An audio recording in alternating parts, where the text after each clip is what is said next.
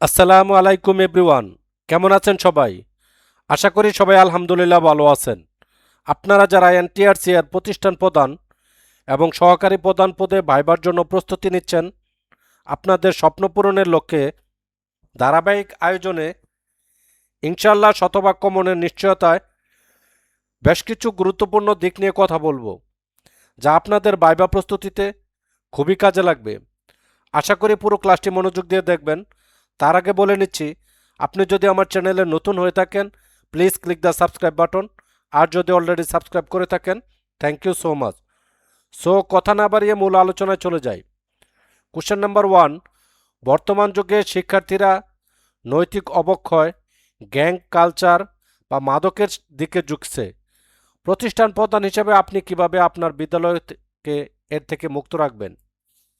শুধু শাস্তি দিয়ে বা পুলিশ ডেকে এটি দমন করা সম্ভব নয়।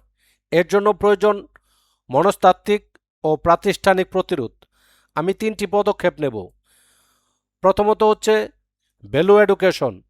প্রতিদিনের প্রাত্যহিক সমাবেশ কেবল নিয়মতান্ত্রিক 5টি নয়, বরং 5 মিনিট নীতিশিক্ষা, দেশপ্রেম এবং মাদকের কুফল নিয়ে শিক্ষামূলক ও অনুপ্রেরণামূলক বক্তব্য দেব। কাউন্সিলিং ও মনিটরিং।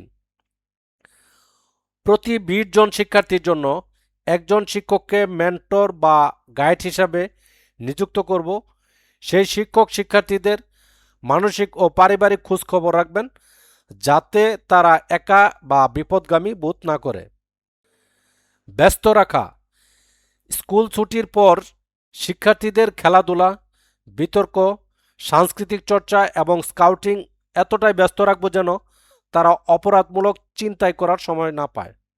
একটা কথা বলে রাখা ভালো, অষ্টম এনটিআরসি এর প্রতিষ্ঠান প্রধান ভাইবা প্রস্তুতি A to Z, অর্থাৎ এই পিডিএফটিতে আপনি পাবেন ভাইভাতে যা যা প্রয়োজন। ইনশাল্লাহ আমি সব কিছুই ইনক্লুড করার চেষ্টা করছি। আশা করি এই পিডিএফটি কভার করতে পারলে আপনাকে যেখান থেকে কোশ্চেন করা হোক না কেন, আপনি ইনশাল্লাহ আনসার দিয়ে আসতে সক্ষম হবেন। এক কথায়, যদি অল্প সময়ে গোছানোভাবে প্রস্তুতি নিতে চান, তাহলে এই পিডিএফটি আপনার জন্য একটি কার্যকর সহায়ক হতে পারে। পিডিএফটি সংগ্রহ করতে চাইলে আমার দেওয়া এই হোয়াটসঅ্যাপ নাম্বারে যোগাযোগ করতে পারেন অথবা এসএমএস দিতে পারেন। প্রশ্ন: স্থানীয় এক প্রভাবশালী রাজনৈতিক নেতা তার অযোগ্য সন্তানকে বার্ষিক পরীক্ষায় পাশ করিয়ে দেওয়ার জন্য বা বিশেষ সুবিধা দেওয়ার জন্য মাঝরাতে আপনাকে ফোন করে চাপ দিচ্ছেন। আপনার অবস্থান কি হবে? খুবই গুরুত্বপূর্ণ একটি প্রশ্ন। আমি অত্যন্ত শান্ত ও কূটনৈতিকভাবে পরিস্থিতি সামলাবো। ফোনে আমি ওনাকে কোনো উত্তেজিত বা রুক্ষ উত্তর দেব না। আমি বলবো, স্যার, আপনি আমাদের এলাকার অত্যন্ত সম্মানিত ব্যক্তি। আপনার সন্তানের ভবিষ্যৎ নিয়ে আপনার চিন্তাকে আমি শ্রদ্ধা জানাই। তবে ফোনে এই বিষয়ে কথা বললে আপনার মতো ব্যক্তিত্বের সম্মানহানি হতে পারে। আপনি আগামীকাল দয়া করে আমাদের কার্যালয়ে এসে এক কাপ চা খাবেন। আমরা সামনাসামনি বসে বিষয়টি নিয়ে কথা বলবো।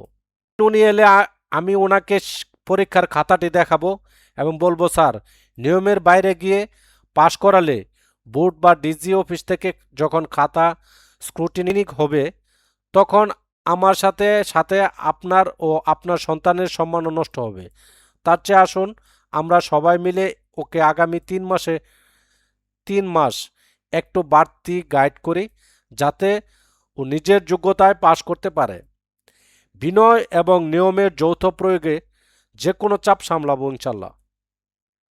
প্রশ্ন: বিদ্যালয়ের ফান্ড বা তহবিল তছরূপের একটি অভিযোগ উঠেছে এবং এতে গভর্নিং বোর্ডের একজন সদস্য জড়িত বলে গুঞ্জনও আছে।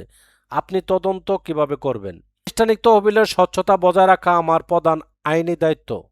আমি কোনো গুঞ্জন বা গুজবের উপর ভিত্তি করে ব্যবস্থা নেব না। আমি ইন্টারনাল অডিটের জন্য বিদ্যালয়ের সিনিয়র শিক্ষকদের সমন্বয়ে 3 সদস্যের একটি অত্যন্ত গোপনীয় ও নিরপেক্ষ তদন্ত কমিটি গঠন করব। যদি অডিটে কোনো গরমিল বা তছরূপের অকাট্য প্রমাণ মেলে, তবে আমি সেই রিপোর্টিং গভর্নিং বডির সাধারণ সভায় এজেন্ডা হিসাবে উত্থাপন করব। আইন সবার জন্য সমান এবং আইন সবার জন্য সমান। আমি গভর্নিং বডিকে শিক্ষা মন্ত্রণালয়ের আর্থিক বিধিমালা স্মরণ করিয়ে দিয়ে রেজুলেশনের মাধ্যমে সরকারি নিয়ম অনুযায়ী ব্যবস্থা নেওয়ার প্রস্তাব করব, যাতে প্রতিষ্ঠানের কোনো আর্থিক ক্ষতি না হয়। আপনার প্রতিষ্ঠানে যদি নারী শিক্ষার হার বেশি কিন্তু ড্রপ আউট বা ঝরে পড়া বা বাল্যবিবাহ বেশি হয়, তবে প্রধান হিসাবে আপনার সামাজিক ও প্রশাসনিক ভূমিকা কী হবে? খুবই গুরুত্বপূর্ণ একটি প্রশ্ন। এটি কেবল একটি প্রাতিষ্ঠানিক সমস্যা নয়, এটি সামাজিক ব্যাধিও। আমি 3টি স্তরে সমাধান করব। প্রশাসনিক ট্র্যাকিং। কোনো ছাত্রী টানা 3 দিন অনুপস্থিত থাকলে শ্রেণী শিক্ষক তার অভিভাবককে ফোন করবেন। 1 সপ্তাহ অনুপস্থিত থাকলে আমি নিজে বা সিনিয়র শিক্ষকদের দিয়ে গঠিত একটি টিম হোম ভিজিট করব। Community mobilisation. প্রতি 3 মাস পর পর মা সমাবেশ, মাদার গ্যাদারিং করব, যেখানে বাল্যবিয়ের আইনি শাস্তি ও মেয়েদের স্বাবলম্বী হওয়ার প্রয়োজনীয়তা নিয়ে আলোচনা করব। কাউন্সেলিং ও ইনসেন্টিভ। ছাত্রীদের আত্মবিশ্বাস বা আত্মরক্ষা এবং জীবনমুখী দক্ষতার সেশন চালু করব। সরকারি উপবৃত্তির পাশাপাশি স্থানীয় দাতাদের সহায়তায় দারিদ্র ছাত্রীদের খাতা কলম ও যাতায়াতের খরচের ব্যবস্থা করার চেষ্টা করব। প্রশ্ন: আপনি কিভাবে আপনার বিদ্যালয়ের শিক্ষকদের মধ্যে পেশাদারিত্ব এবং কাজের জবাবদিহিতা নিশ্চিত করবেন? আমি মনে করি শাস্তির ভয় দেখিয়ে নয়, বরং কাজের মূল্যায়ন ও অনুপ্রেরণা দিয়ে পেশাদারিত্ব নিশ্চিত করা যায়। APA annual performance agreement style. বছরের শুরুতে প্রতি শিক্ষকের সাথে আলোচনা করে একটি নির্দিষ্ট লক্ষ্যে ঠিক করব ঠিক করব, যেমন কে কতটি মাল্টিমিডিয়া ক্লাস নেবেন, কার খাতা মূল্যায়নের মান কেমন হবে। পার অবজারভেশন। শিক্ষকরা একে অপরের ক্লাসে গিয়ে বসার ব্যবস্থা করব সৌহার্দ্যপূর্ণ পরিবেশে, যাতে তারা একে অপরের সেরা শিক্ষণ পদ্ধতিগুলো। Best teacher award. প্রতি বছর পারফরমেন্সের উপর ভিত্তি করে বছরের সেরা শিক্ষক, টিচার অব দ্য ইয়ার পুরস্কারের ব্যবস্থা করব। এতে শিক্ষকদের মধ্যে একটি ইতিবাচক প্রতিযোগিতা তৈরি হবে।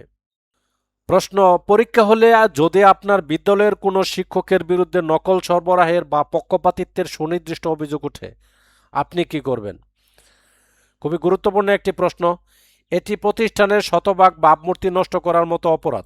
ক্ষেত্রে আমি জিরো টলারেন্স নীতি গ্রহণ করব। তাৎক্ষণিক পদক্ষেপ: পরীক্ষার হল থেকে ওই শিক্ষককে দায়িত্ব থেকে অব্যাহতি দিয়ে অন্য শিক্ষককে দায়িত্ব দেব। তদন্ত কমিটি।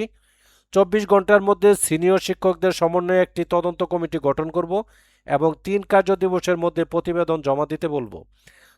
শাস্তিমূলক ব্যবস্থা: অভিযোগ প্রমাণিত হলে কমিটির রেজুলেশনের মাধ্যমে বিষয়টি মাধ্যমিক ও উচ্চ শিক্ষা অধিদপ্তর ডিএসই এবং শিক্ষা বোর্ডে লিখিতভাবে জানাবো এবং বিধি মোতাবেক তার বিরুদ্ধে বিভাগীয় মামলার সুপারিশ করব, কারণ একজন শিক্ষকের নৈতিকতা পুরো সমাজকে ধ্বংস করে।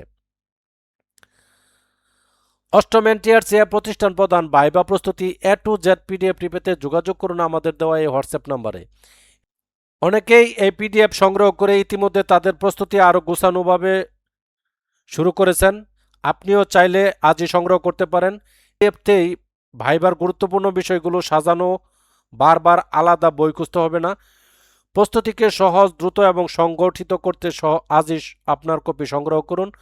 আমার দেওয়া এই হোয়াটসঅ্যাপ নাম্বারে কল অথবা SMS করতে পারেন।